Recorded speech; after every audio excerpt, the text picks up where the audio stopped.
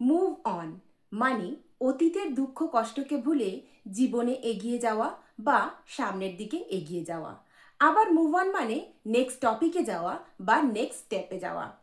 এখানে move verb, তাই এর 5টা ফর্মস হলো move, moved, moved, moving, moves. According to tense আপনাকে এই ভার্বের ফর্মগুলো সেন্টেন্সে ইউজ করতে হবে। Let's see some sentences. Let's move on to the next topic. চলো পরের টপিকে যাওয়া যাক।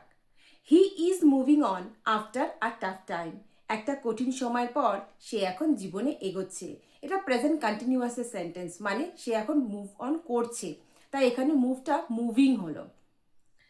She moved on after her divorce.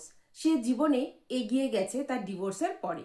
এখানে মুভটা মুভড হলো, মানে এটা সিম্পল পাস্টের সেন্টেন্স, মানে সে জীবনে অলরেডি এগিয়ে গেছে তার ডিভোর্সের পরে। We should move on. আমাদের জীবনে এগিয়ে যাওয়া উচিত। And stop thinking about our past. আর আমাদের অতীত সম্পর্কে ভাবনাটা বন্ধ করা উচিত। ভিডিওটা